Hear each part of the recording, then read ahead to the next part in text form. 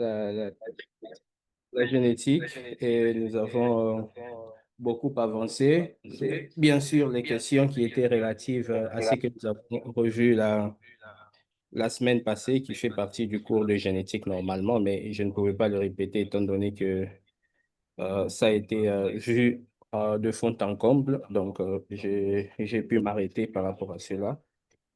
Et aujourd'hui, nous allons continuer à ce niveau-là. Et lorsque nous avons commencé hier, nous avons vu que euh, chaque cellule, en réalité, exprime ou active seulement une partie des gènes, pas l'ensemble. Et les restes des gènes qui ne sont pas activés sont donc réprimés ou inhibés, si vous voulez. Et le processus d'activation et de désactivation des gènes, c'est ça qu'on appelle la régulation génique. Et elle fait partie, elle survient au cours de ce qu'on appelle l'expression génique.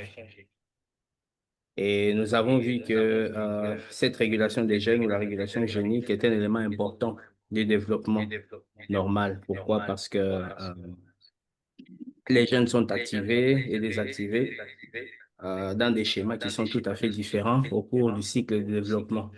Chaque cellule ou chaque groupe de cellules a une régulation qui lui est propre et la régulation s'est faite à l'intérieur des cellules, ce qui fait que les cellules peuvent coordonner différemment faire cette régulation différemment et surtout séparément. Et cette régulation a pour but de pouvoir permettre aux cellules de réagir rapidement à différents changements dans leur environnement. Et nous avons vu que cette régulation intervenait à n'importe quel moment de l'expression génique ou génétique, mais le plus souvent au niveau de la transduction. C'est là qu'il intervient. Oui, Il y a, il y a l'écho dans votre voix, donc on n'arrive pas à bien vous capter. il y a l'écho. Oui, oui, il y a les échos. Toujours ou pas? Oui, merci. Maintenant, c'est parti ou bien vous l'avez toujours? Je pense que là, ça va. Oui, parce que moi-même, je me connecte pour permettre de suivre mon son et d'être sûr que vous êtes là. Puisque parfois, quand j'enseigne, voilà pourquoi je demande de mettre la vidéo. Parce que dès que la vidéo disparaît, je sais que vous n'êtes plus en ligne, j'arrête directement l'enregistrement. Si je n'ai pas de vidéo, vous pouvez vous être déconnecté depuis très longtemps et ça fait peut-être quelques minutes que je ne vois pas. Voilà pourquoi je préfère avoir la vidéo. Au moins, je sais que vous êtes là. Dès que je perds la vidéo, j'ai une idée que vous êtes déconnecté et je dois arrêter l'enregistrement et patienter. En même temps, je vois les écrits sur un autre écran, sur le téléphone, c'est pour permettre de suivre. Mais comme ils sont côte à côte, naturellement, ils feront un peu d'écho. Là, s'il y en a moins, c'est bon. D'accord. Je disais que la régulation des gènes intervient à tout moment de l'expression génétique, mais le plus souvent, elle intervient lors de la transcription. Et pour que la transcription ou la régulation génique puisse avoir lieu, elle fait intervenir ce qu'on appelle les facteurs de transcription, qui en fait sont des protéines en général, hein, qui interviennent euh, voilà, pour activer la régulation génique. Donc, les facteurs de transcription sont des protéines. Pourtant, l'expression génique elle-même est là pour but de produire des protéines. Donc, nous avons des protéines qui viennent activer, stimuler la synthèse des protéines. C'est ça que je voulais dire. J'ai fini par dire que euh, le fait de contrôler la transcription, ça peut déterminer la quantité des protéines dont on a besoin dont on a besoin dans l'expression génique, c'est-à-dire pour fabriquer des protéines. Et j'avais dit hier, si on a besoin de 500 000 daltons, les facteurs de transcription et la régulation génique va augmenter la production des différentes protéines. Et quand les protéines ont atteint, par exemple, leur masse moléculaire de 500 000 daltons, il faut encore certains facteurs de la régulation génique pour demander cette fois-là à la régulation d'arrêter. Et donc, c'est ce processus-là que nous avons vu hier. Alors, la division cellulaire, je ne vais pas beaucoup en parler parce que j'en ai également parlé trop en détail, mais je vais faire un petit résumé. comme vous le savez, nous avons deux types de divisions, les mitoses et les méioses. Et en général, les mitoses sont enclins à fabriquer de nouvelles cellules somatiques qu'on appelle les cellules corporelles, tandis que les méioses sont destinées à produire des cellules sexuelles, hein, donc les gonades, les ovules ou alors les spermatozoïdes. Et dans la mitose, comme vous le savez, une cellule normale duplique l'entièreté de son contenu, y compris ses chromosomes, pour ensuite se diviser de manière égale ou exacte dans deux cellules filles.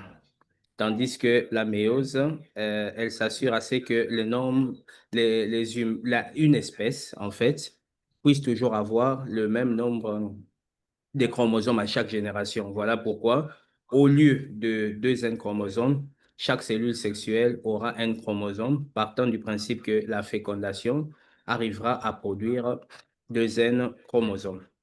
Alors, la première étape de la méiose, c'est un processus qui réduit de moitié le nombre de chromosomes. Par exemple, on passe de 2N à N, par exemple de 46 à 23, pour former les spermatozoïdes et les ovules. Et plus tard, lorsque les spermatozoïdes et les ovules vont s'unir lors de la fécondation, chacun apportera 23 chromosomes ou N chromosomes. Et c'est ça que je disais hier, N chromosomes qui représente une information qui peut être écrite en 3 milliards de lettres, par exemple, et ce qui représente 7000 livres de 300 pages. Uniquement l'information apportée par une seule cellule sexuelle avec l'ensemble de ce chromosome. Et évidemment, c'est ça. Et donc, Madame qui avait posé la question hier, une autre partie de la réponse, la méiose permet également des variations génétiques grâce au processus du brassage de l'ADN pendant les méioses. C'est ça qu'on appelle le processus de crossing over. Ça signifie que les chromosomes vont s'apparier et ils vont s'apparier à des places tout à fait différentes, un chromosome d'un autre, ce qui fera que il y aura passage ou échange du matériel génétique d'un chromosome à un autre, etc., mais en des positions, en des variants différents et c'est cela qui déterminera également une variation génétique en plus de la régulation génique, de l'activation et de l'inhibition des gènes, etc. Est-ce qu'il y a une question sur cette diapositive?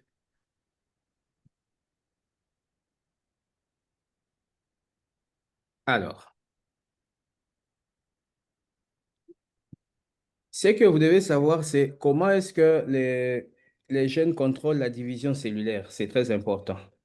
Et c'est très important de savoir comment est-ce que euh, les cellules contrôlent la division cellulaire. En fait, il y a plusieurs gènes qui sont impliqués dans le contrôle de la croissance et de la division cellulaire. Vous devez savoir que ici, je préfère garder les textes, contrairement à la biologie moléculaire, parce qu'il y a des aspects où j'explique avec des images, vous comprenez. Mais ici, je ne sais pas schématiser. Alors, je suis obligé, désolé, de vous mettre les textes et de les lire, d'expliquer substantiellement pour que vous puissiez comprendre. Parce que si je mets des schémas et qui ne sont pas assez expressifs, donc ça ne va pas beaucoup vous aider. Plusieurs gènes sont impliqués dans le contrôle de la croissance et bien sûr de la division cellulaire.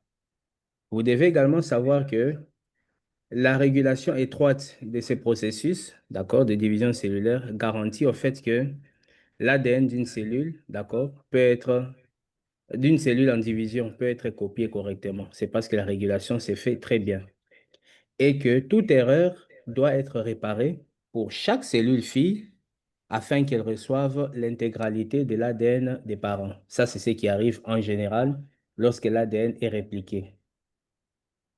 Mais souvenez-vous qu'hier, on a dit, lors de la transcription, les taux d'erreur est de 10 exposant 3 à 10 exposant 4, ce qui fait que les protéines auront à chaque fois des variations. Ça, c'est sur une génération de transcriptions. Mais sur 1000 générations, très fortement, les protéines peuvent être modifiées et au final, après plusieurs années, voire des milliers, des millions d'années, nous pouvons avoir des protéines qui sont totalement modifiées au fur et à mesure de l'histoire. Alors, Le cycle de réplication, en fait, des acides nucléiques, il comporte ce qu'on appelle des points de contrôle ou les points de restriction. À quoi servent ces points? En fait, ils permettent à certains gènes de vérifier les erreurs, d'interrompre les cycles et d'effectuer des réparations en cas de problème. Donc, les réplications des acides nucléiques ne sont pas continuelles de manière sempiternelle, sans s'arrêter. À un moment donné, le cycle comporte ce qu'on appelle le point de contrôle. Vous répliquez l'ADN, à un moment, il y a un stop, un point d'arrêt. Le point d'arrêt, c'est le codon stop. Quand le codon stop est là, avec les gènes régulateurs qui arrêtent la transcription, au moment où la réplication est finie, pardon, au niveau du codon stop, ceci permet à l'acide nucléique de vérifier, ou à certains gènes, pardon, à certains gènes de vérifier les erreurs qui ont été commises pendant la réplication. Et quand ces erreurs sont détectées, le cycle a été interrompu, ces erreurs vont être corrigées. Et une fois que ces réparations ont été, ces erreurs ont été corrigées, ces réparations effectuées, la réplication peut se poursuivre ou alors reprendre à partir d'un autre point. Ce mécanisme biologique intrinsèque, en fait, permet à l'ADN de ne pas avoir beaucoup d'erreurs. Quoique, de toutes les façons, les maladies génétiques résulteront des erreurs que nous allons étudier. Ceci est très important parce que à chaque réplication, il y a des appariements, des nucléotides, etc. Si pour avoir un enfant, une autre génération de cellules, si vous voulez, il y a une erreur, à la génération suivante, ces erreurs-là vont devenir la matrice, l'ADN de base, avec une erreur. Quand elles vont être transmises, elles vont transmettre également d'autres erreurs. On aura un ADN qui a été modifié avec une erreur, deux erreurs. Pour la prochaine mitose, la cellule mère, ce sera la cellule qui a déjà des erreurs qu'il a héritées de sa mère. Alors, sur plusieurs générations, les mutations, les changements vont s'accumuler. Et quand il y a un cumul de changements, souvenez-vous, l'expression génique va être totalement modifiée. Et lorsque l'expression génique est modifiée, les protéines qui vont être produites seront modifiées. Elles ne seront plus les mêmes que celles d'avant. Alors, quelle est la conséquence d'avoir des protéines modifiées? Elle peut être minime. Elle peut être minime. Les conséquences peuvent être mineures. Elles peuvent être faibles, elles peuvent être très graves, dépendant de la protéine qui est affectée. Est-ce que c'est une protéine structurelle? Est-ce que c'est une protéine fonctionnelle? Quand c'est une protéine fonctionnelle, elle a quelle fonction? Une fonction mineure, une fonction majeure, etc. Par exemple, des protéines, des gènes qui produiraient des protéines qui interviennent dans la coloration des yeux. Une erreur précise ferait que la coloration des yeux, par exemple, passe du noir ou du marron au bleu, ou au vert ou au gris, selon les cas. Vous avez un iris qui change de taille, de couleur, etc. Si ça n'impacte pas la vision, vous voyez que ce n'est pas très grave. Vous aurez juste la tache de l'œil, ce qu'on appelle l'iris, qui a une couleur différente. Pour d'autres, c'est très stylé, surtout pour les dames, c'est très beau d'avoir des yeux verts, des yeux bleus, selon les cas. Surtout si c'est assorti aux habits, c'est parfait. Mais une autre anomalie au niveau d'une protéine va vous amener la drépanocytose, l'anémie SS, qui va tuer vos enfants ou qui va rendre vos enfants malades toute la vie jusqu'à ce qu'ils meurent. Vous voyez que à chaque fois, il y a des mutations, des substitutions qui peuvent être tolérées, tolérables, et d'autres qui peuvent être gravissimes et impacter la santé des cellules qui sont affectées ou des organismes qui sont affectés. Par conséquent, il est important que le cycle comporte ce qu'on appelle le point de contrôle ou les points de restriction. Les points de restriction vont vérifier les gènes, les erreurs, corriger en cas de problème. Mais vous allez voir que toutes les erreurs ne sont pas toujours corrigées. Quelques-unes arrivent toujours à passer et à se transmettre. C'est possible. Voilà. Par exemple, si une cellule présente une erreur irréparable d'ADN, normalement, cette cellule devrait être détruite par ce qu'on appelle le mécanisme d'apoptose, qui est le mécanisme de mort programmée de la cellule. Alors, ce mécanisme aide l'organisme, en fait, à se développer, à se débarrasser des cellules dont il n'a pas besoin. Ainsi, les cellules qui subissent l'apoptose vont se désagréger et sont recyclées par les macrophages qui vont les détruire. L'apoptose en soi, elle protège votre organisme en éliminant toutes les cellules qui sont génétiquement endommagées et qui sont par exemple capables de provoquer un cancer. Ce qui fait que l'apoptose joue un rôle très important, par exemple dans le développement de l'embryon et dans le maintien des tissus adultes. Ça, c'est très bien. C'est ça qui se passe normalement. Mais vous avez des cancers qui arrivent, par exemple. Ces cancers sont dus à quoi? Ils sont dus à la perturbation de ces mécanismes de régulation normale du cycle cellulaire. Le contrôle normal du cycle cellulaire, une fois perturbé, vous avez ces phénomènes qui arrivent, ce qui fait que l'apoptose qui était censée débarrasser l'organisme des cellules anormales, des cellules qui ont des anomalies au niveau chromosomique et autres, l'organisme n'est plus en mesure de pouvoir se débarrasser des cellules. Ces cellules s'accumulent, elles se répliquent, elles prolifèrent, elles se multiplient. Par conséquent, elles vous détruisent et vous mourrez, vous faites un cancer. Voilà comment est-ce que les mécanismes normaux, une fois qu'ils sont débordés, dépassés, peuvent résulter maintenant à une maladie. Pourquoi? Parce que lorsque le cycle se déroule sans contrôle, les cellules sont capables de se diviser de manière anarchique, pas seulement de manière anarchique, elles accumulent les défauts génétiques. Souvenez-vous, on a dit, les cellules s'arrêtent ou la réplication s'arrête pour vérifier les erreurs, les réparer. Mais quand l'organisme n'est plus à mesure ou les cellules ne sont plus à mesure d'arrêter le cycle cellulaire pour vérifier les erreurs et les réparer, la conséquence logique est que vous avez des cellules anormales, des cellules de mauvaise qualité qui remplissent l'organisme et parfois la division ou la prolifération de ces cellules s'est fait de manière anarchique jusqu'à ce que ça vous donne, par exemple, un cancer. Parce qu'un cancer, en fait, c'est une prolifération anarchique des cellules de l'organisme qui envahissent d'autres tissus, etc., jusqu'à ce qu'ils détruisent l'architecture, la structure, le fonctionnement de ces cellules, et finalement, vous mourrez. C'est ça qui arrive avec les cancers. Ça signifie que les mécanismes normaux d'apoptose ont été dépassés, n'ont pas été corrigés.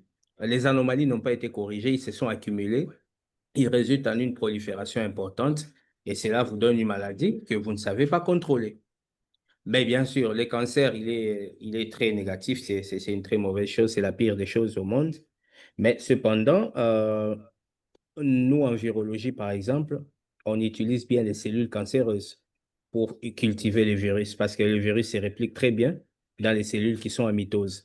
Et les cancers, c'est une stimulation de mitose indéfinie. Donc, les cellules cancéreuses, ce sont les cellules qui entrent en mitose de manière indéfinie. Elles ne s'arrêtent pas. Donc, aussi longtemps que les tissus vus, les cellules vont se multiplier. Donc, c'est une perpétuation de la réplication et de la multiplication des cellules sans arrêt. C'est ça un cancer. Et nous, on a besoin de ces cellules pour, par exemple, cultiver les virus. Bon, ça, j'en parlerai en virologie, ce n'est pas le cas du cours ici. Est-ce que je peux avoir, si c'est clair ici, ou je peux avoir des questions avant que je ne passe à la dia suivante?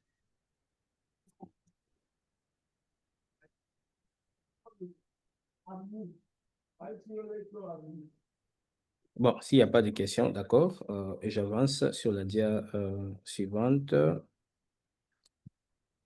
Alors, la division cellulaire normale, elle se passe telle que je l'ai décrit dans la mitose, dans la méiose, dans l'autre cours. Mais regardez, par exemple, j'essaie de mettre pour vous en zoom ces mécanismes, le mécanisme d'apoptose. Voici une cellule qui est normale. Peut-être que je puis la mettre en zoom pour vous permettre de voir ce qui se passe. Voilà. Voici une cellule normale, healthy cell, une cellule en bonne santé, avec les chromosomes qui sont complets. Suite à des attaques répétées, par exemple, de la cellule, il y a des erreurs génétiques qui détruisent cette cellule. Regardez, il y a maintenant des chromosomes qui sont jaunes. Ça signifie des chromosomes qui sont anormaux parce qu'ils ont été affectés, ils ont été perturbés ou ils portent des tares ou des anomalies. Alors, dans ce mécanisme de réparation, la cellule va essayer de réparer les erreurs. Quand la cellule essaie de réparer les erreurs par des mécanismes réparateurs au niveau du noyau, parce qu'il y a des régulateurs des gènes, des promoteurs, comme vous le savez, des enzymes et autres qui vont essayer de réparer les erreurs qu'ils ont détectées. L'organisme réussit à réparer les erreurs. Et voici que la cellule qui a été réparée, elle est là, elle est intégralement, elle est semblable à celle-ci. Ça signifie une cellule avec tous les chromosomes ou l'ADN qui a été réparé. Ça, c'est très bien. Mais il arrive de fois que cette réparation n'a pas été complète. Ça signifie que quelques erreurs sont restées. Par exemple, sur un seul chromosome. Mais cette cellule, tout comme nos cellules, habituellement, tous les jours, elles sont toujours soumises à des agressions, à des attaques des différents agents. Ça peut être des virus, ils agressent les cellules, ça peut être les médicaments, ça peut être des substances toxiques, ça peut être les irradiations, ça peut être les rayonnements, y compris les rayons UV, le soleil. Ils attaquent aussi nos cellules. Alors, si cette erreur persiste, la cellule peut continuer à vivre avec une erreur. Mais la cellule peut être aussi soumise à des erreurs additionnelles qui peuvent être de la même nature ou pas. La conséquence est que cette cellule va accumuler autant d'erreurs. Il y a ce qu'on appelle des seuils d'erreur. À un certain moment, les seuils d'erreur étant devenus importants, la cellule ne sera plus capable de réparer ces erreurs. Dans ces cas, cette cellule devient candidate à ce qu'on appelle l'apoptose, qui est la mort programmée de la cellule. La cellule, l'organisme va activer les mécanismes des signaux moléculaires qui, en soi, résulteront à la destruction de ces cellules par d'autres cellules de l'immunité, notamment les lymphocytes cytotoxiques CD8, qui sont fortement impliqués dans les mécanismes apoptotiques. Et voilà, les cellules sont détruites.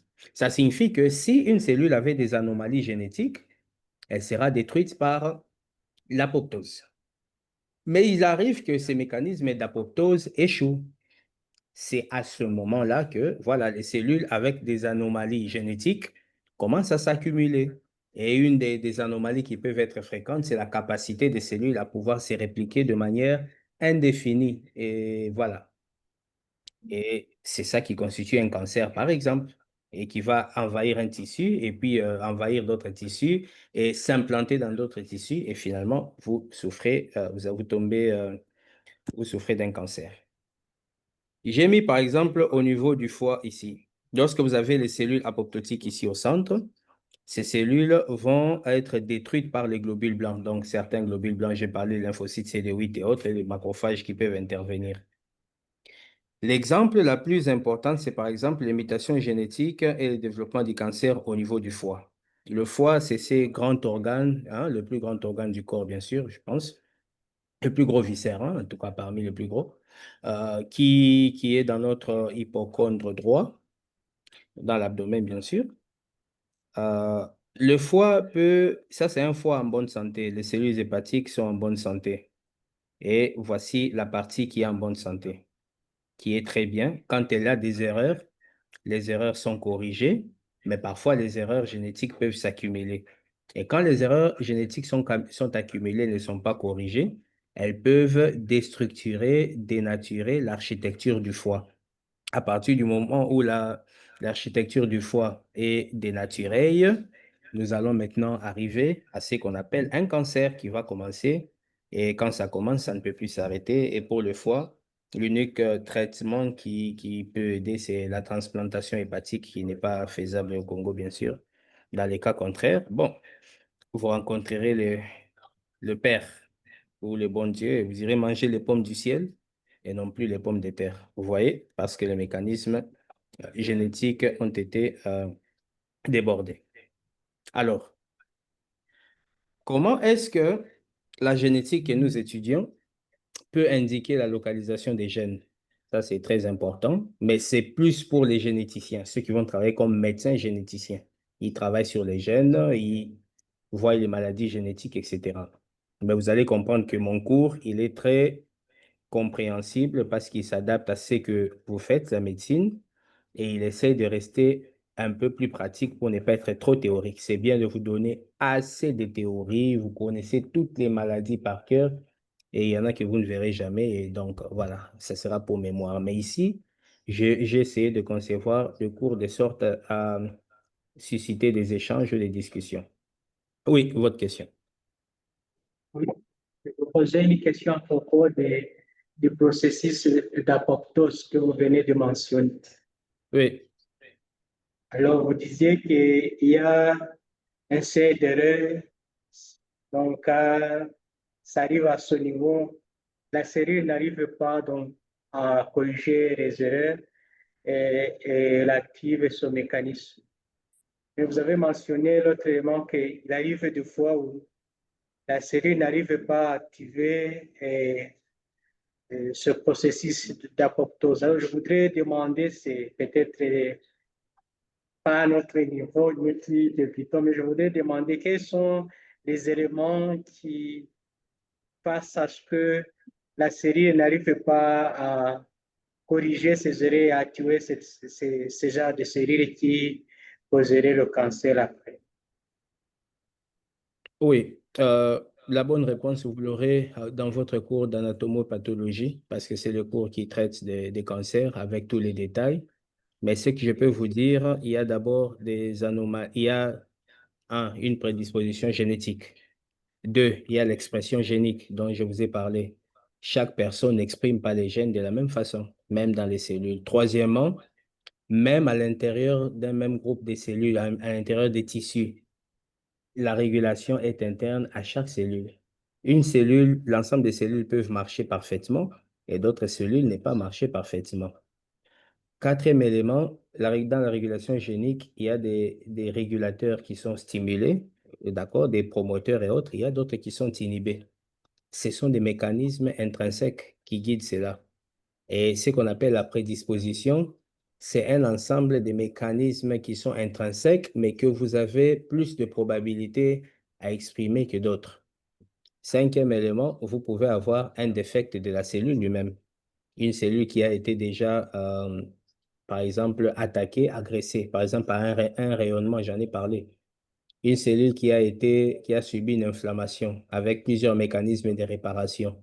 Il y a des virus qui affectent, par exemple, le matériel génétique. Les virus à ADN, notamment, par exemple, les herpès virus, le virus de la varicelle, du zona, les rétrovirus, le VIH, le HTLV, ils ont une intégration, par exemple, dans l'acide nucléique, ce qui fait qu'ils font ce qu'on appelle une infection latente. Dans l'infection latente, le virus insère son matériel génétique dans la cellule, mais ce matériel génétique ne s'exprime pas totalement, mais il reste dans la cellule pour des raisons ou d'autres, il peut se réactiver, rendre cette cellule incapable, l'inactiver ou la rendre faible, etc. C'est une conjonction des mécanismes qui peuvent arriver à cela. C'est comme la question, bon, en fait, pour être un peu plus intelligent, votre question veut dire quelles sont les causes des cancers? Qu'est-ce qui cause des cancers? Non, c'est multifactoriel. C'est plusieurs causes. Chez les femmes qui sont dans la salle, par exemple, je dis le cancer du col, c'est le cancer le plus meurtrier chez les femmes. Et le cancer du sein, le cancer du col est causé majoritairement 80-90% par un virus oncogène qu'on appelle le human papillomavirus.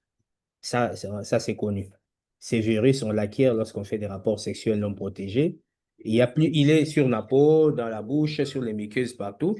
Il y a des types normaux, il y a des types pré-oncogènes ou pro-oncogènes, il y a des types oncogènes tels que l'HPV 16, 18, le 35, 36, 53, etc. Ceux-là, ils ont une capacité de rester longtemps à l'intérieur des cellules, de provoquer ce dont j'ai parlé, une infection latente.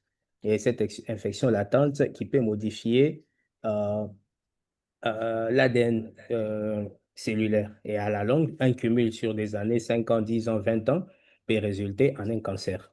Ça, je le donne dans mon cours de HPV. De toute façon, sur ma chaîne YouTube, vous avez un cours sur les HPV, vous pouvez lire, c'est détaillé. Mais ça concerne le cancer du col. Ça ne concerne pas les cancers de l'estomac, du pancréas, ça ne concerne pas les cancers de la peau. Dans les cancers de la peau tels que les mélanomes, surtout vous les voyez chez les albinos et chez les blancs, la plupart des mélanomes peuvent être provoqués par les rayonnements UV, donc les rayons solaires. Voilà pourquoi quand vous avez les peaux sensibles ou tels que les albinos, etc., on leur demande d'appliquer les crèmes solaires parce que ce sont des crèmes qui protègent assez contre les irradiations qui peuvent être très, très brutales et au niveau de leur peau, ça peut causer des problèmes. Quelqu'un qui fait la pétrochimie, qui est tout le temps dans les stations d'essence, etc., qui est exposé aux substances chimiques, peut faire un cancer des testicules.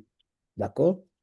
Simplement parce que l'exposition de ces testicules aux substances chimiques peut être importante ou les radiologues, s'ils ne portent pas le tablier en plomb, quand vous voulez faire la radiographie, vous pouvez très facilement faire des cancers suite à l'exposition répétée des cellules à un rayonnement. Mais ça peut être des substances chimiques. Si vous prenez, tel que vous êtes là, 40 comprimés de paracétamol en 24, 48, 72 heures, vous irez voir le père. Mais si vous ratez de voir le père, vous verrez au moins Satan à côté. Donc, parce que le foie va être totalement bousillé et il peut altérer forcément le foie, etc. L'alcool, les médicaments, les virus, par exemple, provoquent les cancers du foie. L'alcool, c'est le plus important. Si vous avez déjà bu l'équivalent, je crois, de 3 ou 4 bouteilles de bière, vous êtes susceptible d'avoir fait un cancer. Mais si je vous demande à vous, buveur que vous êtes, est-ce que vous acceptez que vous pouvez faire un cancer du foie? Vous allez dire non. Mais pourquoi? Parce que l'expression génique est différente dans les organismes des personnes. Il y a, par exemple, dans les cancers du foie, une notion des enzymes qu'on appelle les métalloprotéases. Ce sont des enzymes qui sont capables de dégrader, par exemple, l'alcool. Il y en a qui en ont plein, qui s'expriment tellement que ça dégrade très bien l'alcool. Il y en a qui en ont de très mauvaises qualités. Et évidemment, la toxicité de l'alcool est importante. Ça concerne le foie. Mais sur le rein, sur ceci, cela, c'est plusieurs éléments. Alors, vous ne pouvez pas donner une cause exacte, mais les conséquences sont les mêmes. Prolifération incontrôlée des cellules, envahissement des organes et sémage, et puis après, mort. Voilà.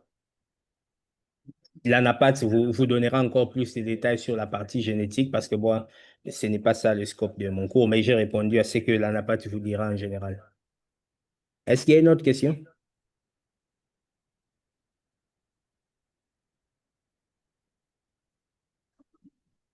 Oui. Ah, vous êtes revenu, finalement. Heureux de vous voir. Oui, s'il vous plaît.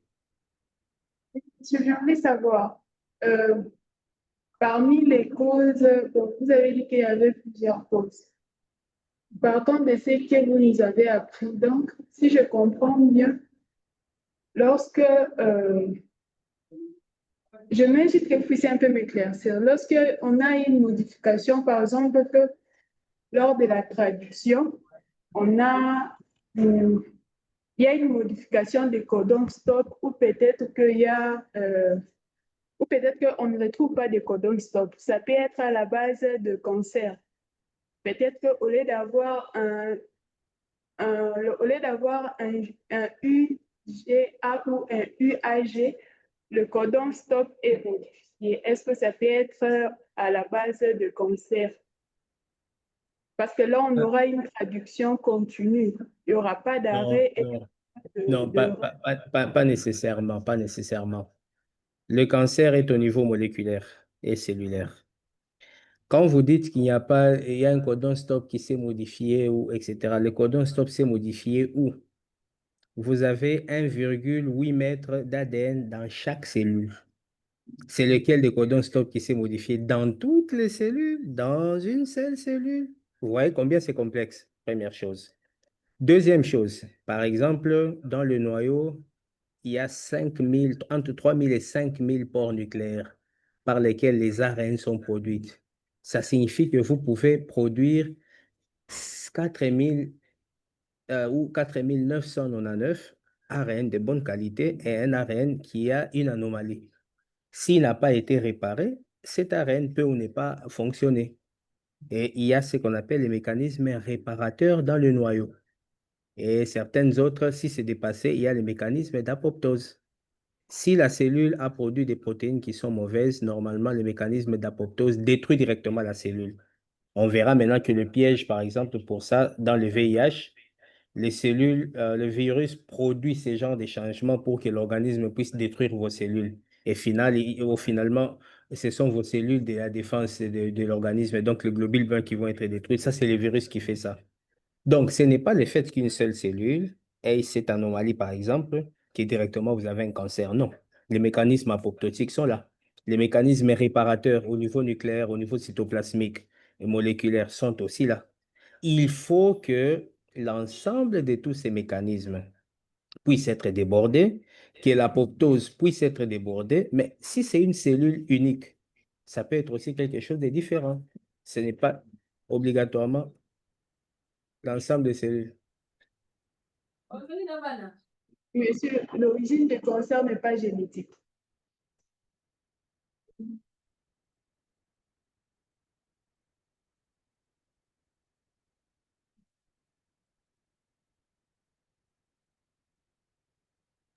Oui, je n'ai pas saisi la question. Le cancer est génétique.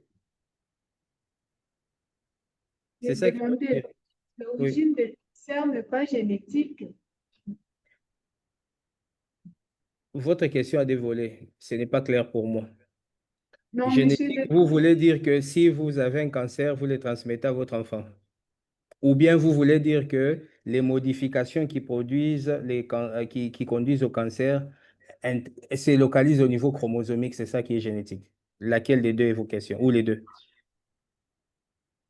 justement, je voulais demander si les modifications est au niveau de chromosome, parce que vous avez dit, monsieur, c'est ce que moi j'ai compris, peut-être que je vous ai mal saisi. L'autre fois, vous avez dit que euh, lors de la traduction, donc à un niveau, on a des codons stop qui arrêtent la traduction de la suite. Maintenant, moi, je voulais savoir, est-ce que si on retrouve que dans une chaîne d'ADN, il n'y a pas de codon stop qui arrête la traduction, donc ça fait une continuité excessive. Est-ce que c'est ça qui peut amener à un cancer dans certains cas ou comment? C'est à ça que j'ai répondu. J'ai dit que vous regardez les cancers comme étant, comme si une seule cellule qui fait un défaut directement vous donne un cancer. Non. Je vous ai dit que quand une cellule a des mécanismes qui sont dépassés, il y a d'autres mécanismes qu'on appelle de contrôle. Par exemple, si vous avez les ARN, vous pouvez avoir 4500, 5000, 10 000 ARN qui sont produits dans la cellule.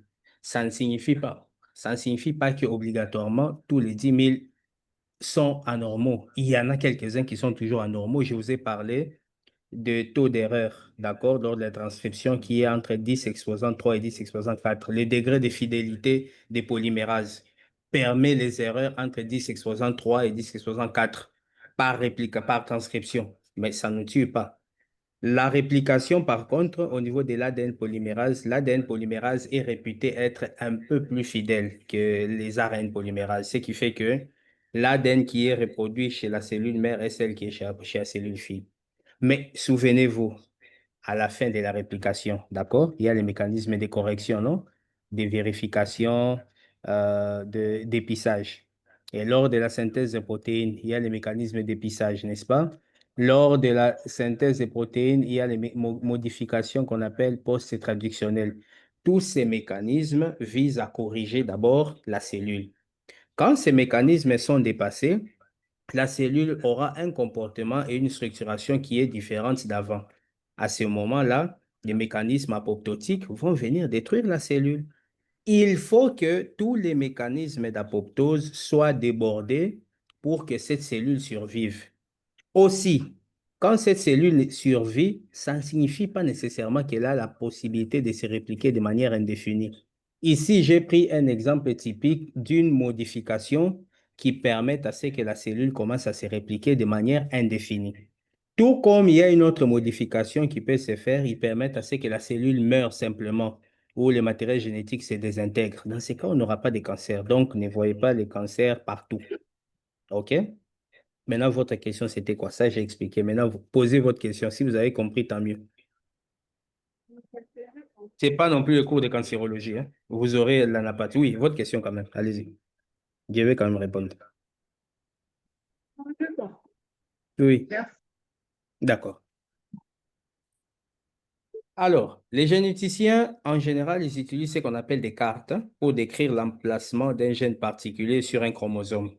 Je reviens à la question de mon ami qui m'a demandé hier. Où est-ce qu'il est? Je ne l'ai pas vu. C'est lui qui me demandait si, au moment de la métaphase, on va compter, quand on fait les karyotypes, on va avoir les doubles de cellules, etc. Il est où? Ah, ok, d'accord. Donc, les généticiens utilisent ce qu'on appelle des cartes. Les cartes décrivent l'emplacement des gènes particuliers sur un chromosome. Il y a un type de carte, d'accord, qu'on utilise pour l'emplacement cytogénétique afin de décrire les positions des gènes. Et l'emplacement cytogénétique est basé sur un modèle qu'on appelle distinctif, où vous avez des bandes qui sont créées lorsque les chromosomes sont sont colorés par des produits chimiques. J'explique ça. Quand on veut étudier, explorer les chromosomes, on utilise certains colorants spécifiques. Ces colorants ont la capacité de colorer les chromosomes différemment. Alors, selon que des zones des chromosomes fixent peu ou trop le colorant, vous permet de déterminer certaines zones. Vous allez les voir sur les dias qui suivent. Alors, le fait d'avoir des zones qui sont colorées différemment vous permet de déterminer, en fait, certaines zones. Vous pouvez décrire que non, la zone tout proche du centromère qui est colorée intensément. Vous pouvez la nommer comme étant la zone, par exemple, P.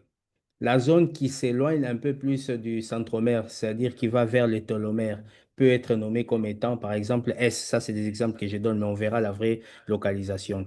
Et c'est cet élément ici qu'on utilise. Alors, vous avez des cartes qui utilisent l'emplacement cytogénétique pour décrire la position d'un gène. Mais parfois, vous avez aussi d'autres cartes génétiques qui utilisent la localisation moléculaire. Et dans ces cas, vous avez une description très précise de la position d'un gène sur les chromosomes. Par exemple, le gène se trouve sur le locus 41 en position, par exemple, 27. Ça, c'est une localisation précise. Mais pour ceci, ça signifie que vous devez mapper, étudier le chromosome en détail pour avoir la localisation des gènes et des anomalies qui peuvent y survenir. Et ça, c'est le travail, c'est la spécialité du généticien. Alors, la localisation moléculaire, elle est basée sur la séquence des éléments qui constituent l'ADN, donc ce qu'on appelle les paires des bases. Vous pouvez dire que vous avez par exemple une séquence de 30 000 paires de bases. Vous pouvez dire que l'anomalie se trouve entre les paires de bases 21 325 et 24 422, ce qui est une très très longue séquence. Vous pouvez détecter que l'anomalie se trouve là-bas. Ça, c'est lorsque votre carte utilise la localisation moléculaire. Mais votre carte aussi peut utiliser ce qu'on appelle l'emplacement cytogénétique, la position des gènes sur les différents locus. Et ça aussi, c'est important. Alors, lorsque vous avez la localisation cytogénétique, les généticiens vont utiliser une méthode standardisée pour décrire cette localisation du gène. Alors, en général, ce qu'ils font, ils décrivent ce qu'on appelle la position d'une bande particulière sur un chromosome coloré. Je donne un exemple. Par exemple, 17q12. 17, c'est le nombre du chromosome en position 17. Q, d'accord, c'est les bras longs, parce que je vous avais dit que le bras court s'appelait le bras P. Alors, si vous voulez chercher cette anomalie, vous allez chercher sur le chromosome 17, sur votre karyotype. Vous recherchez le bras long, ça veut dire la position Q. Et sur les bras longs, vous allez chercher en position 12. Mais tout comme vous pouvez chercher une autre position. Parfois, ça c'est sur une bande. Mais vous pouvez chercher sur une longueur précise, une série de bandes. Par exemple, vous pouvez décrire une série de bandes quand vous ne connaissez pas la localisation exacte. Par exemple, vous pouvez dire que l'anomalie que nous voulons étudier se trouve sur le chromosome 17, sur le bras long, ça veut dire le Q, mais je pense entre la position 12 et la position 21 parce que vous n'avez pas de précision. Et ceci devient une sorte d'adresse pour les généticiens qui, dans les livres, il peut lire, avoir ces détails. Et maintenant, quand il veut étudier les détails de cela, il peut maintenant crypter, mapper, détecter, capter cette zone et séquencer cette zone en détail pour étudier comment est-ce que les nucléotides ou les paires de bases s'enchaînent. Et il peut maintenant noter que classiquement, la séquence classique, c'est par exemple A, A, A, G, G, G, T, T, T, T, T, T, A, E, T, T, T. Mais lui, quand il étudie cette séquence, il voit qu'elle commence par le A, mais tous les T de cette séquence ont été substitués, par exemple, par les G. Ce qui fait que dans l'expression génique, la protéine qui va être produite suite à la lecture de ces gènes ne peut plus être la même que celle qui était initialement. Le fait de remplacer 4 adénines par 4 guanosines, d'accord, ou guanines, vous donne une configuration protéique tout à fait différente. Et selon l'implication, vous pouvez avoir soit une protéine qui est totalement modifiée, légèrement modifiée, modérément modifié. Et c'est comme ça que vous étudiez maintenant le chromosome. C'est ça que les généticiens font. Vous étudiez les anomalies sur les chromosomes. Et donc, la combinaison des chiffres et des lettres vous fournit l'adresse d'un gène sur un chromosome. Et cette adresse se compose de plusieurs éléments, y compris les chromosomes sur lesquels on a les gènes. Mais on va les voir sur les images et vous allez bien comprendre. Question à ce stade d'abord, ou bien on avance et puis vous allez poser des questions de manière générale.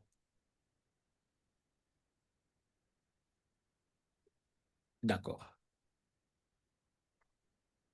Par exemple, quand on prend les chromosomes, les autosomes hein, qu'on a étudiés hier, les chromosomes non sexuels, de 1 à 22 par exemple, tous ces chromosomes, ils sont désignés par le nombre, d'accord, le numéro du chromosome, excepté le chromosome sexuel, lui qui est désigné par X et Y, on l'a vu hier. Les bras du chromosome, d'accord, est divisé en deux sections qu'on appelle les bras. Le bras court qui est P, le bras long qui est Q. Ceci est fonction de la position du centromère. Mais on verra que le centromère peut aussi bouger et faire en sorte que les bras aient la même longueur ou parfois les bras courts deviennent les bras longs deviennent courts, etc. Mais je vous enseigne ce qui est classique et je vous l'ai dit hier. Par convention, les bras courts est appelé P, tandis que le bras long est appelé Q. Et le bras du chromosome est la deuxième partie de ce qu'on appelle de la robe du gène. Donc, le bras du chromosome est la deuxième partie du robe du gène. Par exemple, quand vous avez 5Q, ça signifie que au niveau du chromosome 5, vous allez prendre le bras long du chromosome 5. Et au niveau du bras court, vous allez prendre, au niveau du chromosome 5, si vous prenez 5P, ça signifie que vous allez considérer le bras court. Mais par exemple, si vous écrivez XP, X c'est le chromosome sexuel.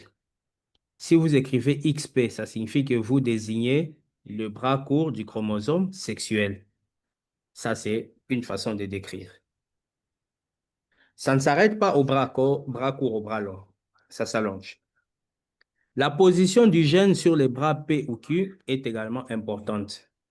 Alors, comment est-ce qu'elle se détermine? En général, elle se détermine par rapport aux motifs distinctifs des bandes claires et sombres qui apparaissent lorsque le chromosome est coloré.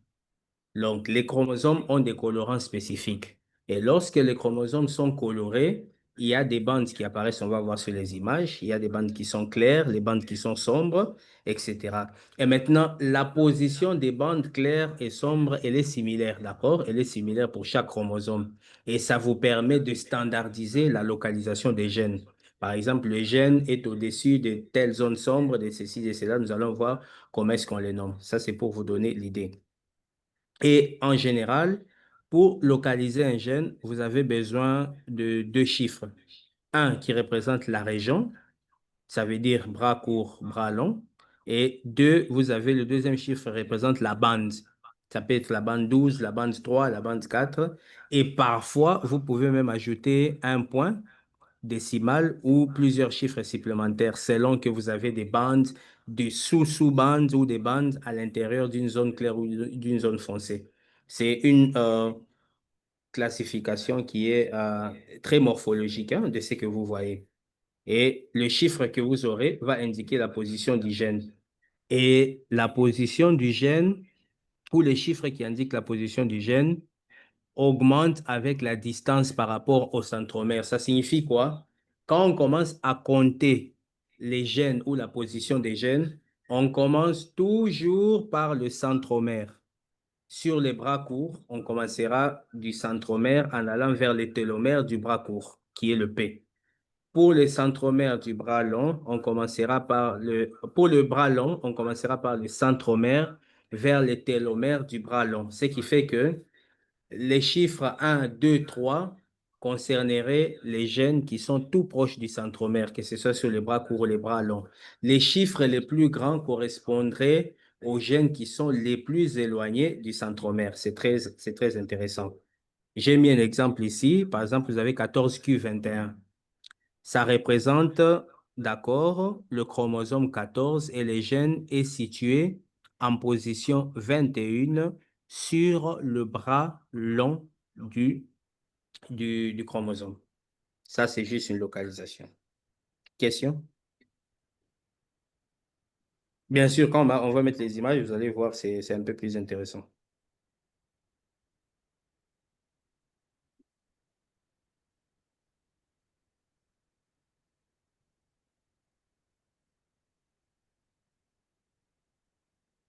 Alors, dans la nomenclature, à part les positions que j'ai données, nombre du chromosome, bras court, bras long, position, parfois il y a des abréviations supplémentaires qu'on utilise. Et parmi ces abréviations, j'aimerais vous faire ressortir les abréviations SEN et TER. C'est très important, qui sont également utilisées pour décrire la localisation génétique d'un gène. Quand vous voyez les termes CEN, SEN, ça signifie que le gène est très proche du centromère. Centromère, CEN, c'est l'abréviation. On a coupé, au fait, le centromère pour avoir SEN. Quand on veut localiser un gène qui est proche du centromère, ça veut dire les premières positions, il sera désigné avec un SEN à côté. Ça signifie que le gène est proche du centromère. Ça vous aide. Je vais donner un exemple. Par exemple, je dis que j'ai un 16p SEN. Ça signifie que au niveau du chromosome 16, j'ai une anomalie sur le bras court, qui est le P, et cette anomalie est proche du centromère, mais je n'ai pas la précision en quelle position. Si j'ai la précision, je mettrai la position. Quand quelqu'un vous écrit comme ceci, ça signifie qu'il n'a pas eu la position précise du, du gène, mais il a trouvé la région. C'est très important parce que ça dépend des études génétiques que vous faites.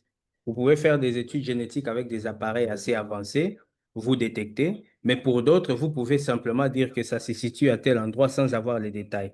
Et par conséquent, quand vous trouvez une anomalie génétique sur le chromosome 16, sur le bras court, mais tout proche du centromère, ça signifie qu'il faudra des investigations supplémentaires pour arriver à les détecter. Ça, c'est intéressant.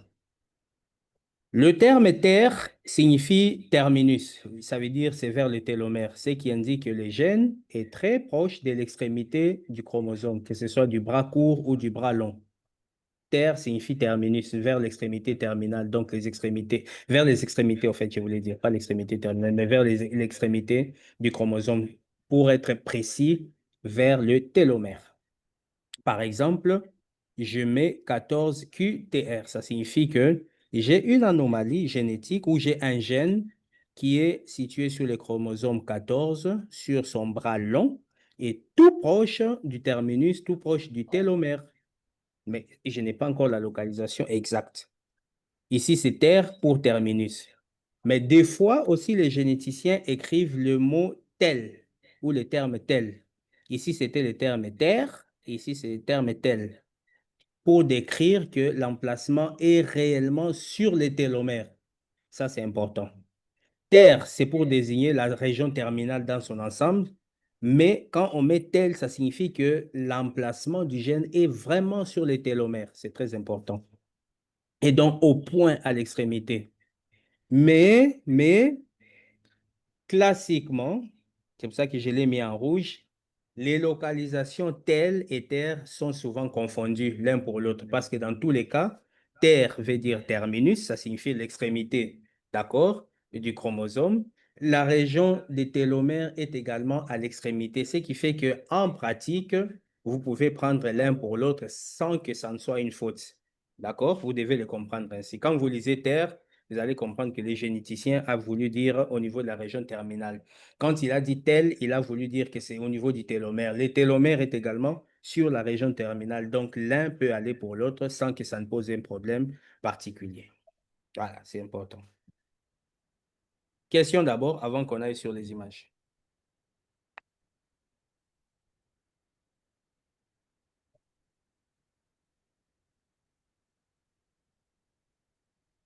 Pas de questions, c'est bon? Alors, voici les images des chromosomes une fois qu'ils ont été colorés. Regardez comment ça se passe. Et vous avez un karyotype ici qui a été d'ailleurs très bien coloré. Première remarque, c'est que la taille des chromosomes en général diminue des premières paires des chromosomes vers les dernières, même s'il y a une exception pour certains chromosomes.